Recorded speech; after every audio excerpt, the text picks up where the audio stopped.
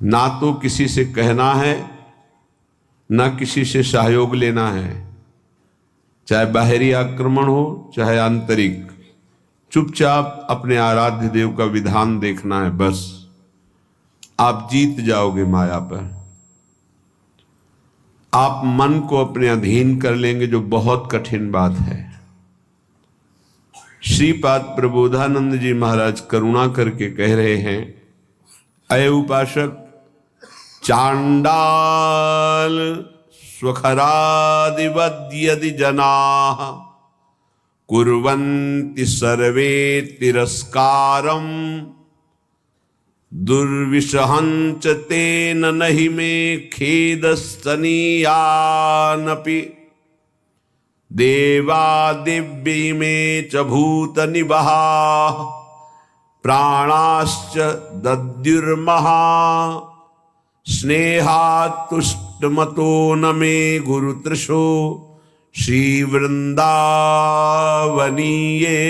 रसे। ऐ मित्र, ऐ सखे, मेरी बात मान ले। जो नीच पुरुष के द्वारा किए हुए अपमान को मुस्कुरा के सह जाता है, वो प्रिया प्रीतम के प्रेम को सहने की योग्यता प्राप्त कर लेता है। ये शर्त है। नीच पुरुष, आप शरीर से उसे दंड देने में सबल हैं, आप तप के द्वारा उसको नष्ट कर सकते हैं, हर तरह से आप उस पर शासन कर सकते हैं। ऐसे होते हुए भी आप किसी भी तरह का उसके लिए कोई दंड विधान नहीं करते और वो आपको गाली दे रहा है। हो सकता है वो आपके शरीर को भी चोट पहुंचा दे, आप मुस्कुरा के चल दिए तो आपको वो वस्तु मिलेगी जो बड़ी बड़ी साधना से नहीं मिलती। ये रहस्य है। यह रहस्य जल्दी किसी की समझ में नहीं आता है। अगर समझ में आ गई तो समझ प्रिया प्रीतम के चरणों तक पहुंच जाएगी। प्रार्थना मान लीजिए, सहन करना प्रिया प्रीतम को प्राप्त करना है। कहने चार आंतरिक विकारों का पूर्ण रूप से सहन करने का स्वभाव बना लेना चाहिए। आंतरिक विकार, काम वेदना, क्रोध की जलन, लोभ की प्रवृत्ति, मोह की ममता, अहंकार का मद, किसी भी वस्तु व्यक्ति स्थान को लेकर, और मात्सर्यता, किसी की उन्नति देखकर अंदर ईर्ष्या होना, इनको सह जाए। ऐसा नहीं कि उपासक के हृदय में ये स्फुरित ही नहीं होते, ये तो सिद्धों के हृदय में स्फुरित नहीं होते, लेकिन साधक के हृदय में स्फुरित होते हैं। पर वो इनको सहता है, इनके अनुसार कोई चेष्टा नहीं करता। अंदर की मार को जो सह गया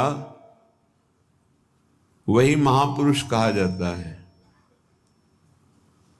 जो मद को, मोह को, मदन को, तीन को परास्त करता है उसे महापुरुष कहते हैं। कोई अहंकार नहीं, कोई भी काम कामना वासना नहीं, किसी से कोई मोह ममता नहीं, सब में अपने भगवान का स्वरूप देखकर सब जीवन शो प्रीति। मद मदन मोह विजयी वो महापुरुष। तो विजयी होने के लिए इनको सहा जाता है, बस इसी से आप जीत जाएंगे और ये हार जाएंगे। जिसने सहने का निश्चय कर लिया वही महाभागवत। सहत सहत बाढ़े भगति, उसके हृदय में भक्ति का प्रतिपल ऐसा स्वरूप बढ़ता रहता है कि वो अन्य का चिंतन करने की वृत्ति ही खो देता है, अनन्य चिंतन में डूबा रहता है। बाहरी कोई गाली दे, मारे, तिरस्कार करके निकाल दे, सह जाओ, सह जाओ। तुम पवित्र हो जाओगे, तुम महान बन जाओगे। ये संसारी पुरुष इसे नहीं समझ पाएंगे क्योंकि अहम है। कैसे सह जाऊं? वो हमको ऐसा बोलेगा, हम सह जाएंगे, फिर वो और बोलेगा, नहीं वो बोलने लायक नहीं रहेगा, आप सह जाओ। ये आपका सहनशीलता का स्वभाव ही उसको परास्त कर देगा। सबसे बड़ा बल क्षमा, और वही क्षमा उसका परिवर्तन कर देगी। नहीं परिवर्तन करने लायक है, दंड देने लायक है, तो उसका पतन भी हो जाएगा, बहुत बुरी तरह से नष्ट हो जाएगा वो। उमा क्षमा साप होते भारी, दोनों तरह की मार सह जाए वही महात्मा, चाहे गृहस्थ हो या विरक्त हो। तितिक्षा पहला लक्षण है भगवत प्राप्ति के उपासक का, सहन करना। इसे अंदर